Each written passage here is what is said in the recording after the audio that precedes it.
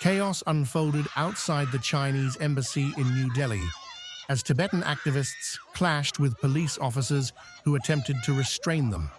The protesters, primarily from the Tibetan Youth Congress, were demonstrating against China's ongoing policies in Tibet, which they described as cultural genocide. We are against the Chinese government. We are against the genocide of the Tibetan people in the Tibetan autonomous area in Tibet. We are against the cultural deterioration. We are against the Chinese propaganda schooling of the Tibetan children, in which millions of Tibetan children are being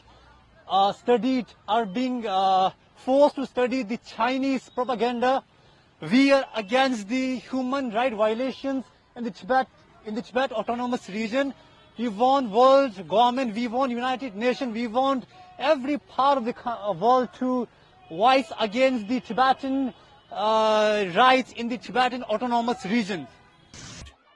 These protests marked a significant day for the Tibetan community, as it coincided with the 66th anniversary of the Tibetan Uprising Day.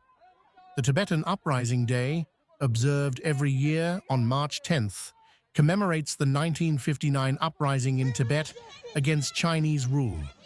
That year, the Tibetan people rose up in defiance of the Chinese occupation of their land, which had begun with the march of Mao Zedong's People's Liberation Army into Tibet.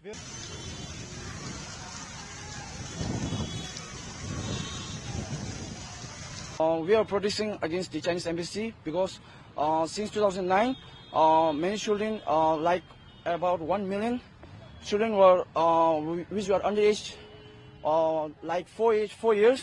Come. They were separated from their family and put into the Chinese schools, boarding schools, and they tried to erase the Tibetan language and they tried to spread their own language among the Tibetan people, and they also named the Tibet as a Xizang, and it is not a Xizang. Sit separately.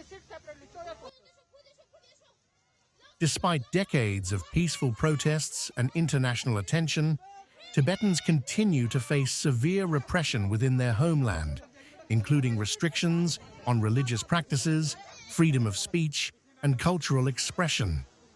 The Tibetan government in exile, based in Dharamsala, has continuously lobbied for the international community to recognize Tibet's plight and pressure China to respect human rights in the region.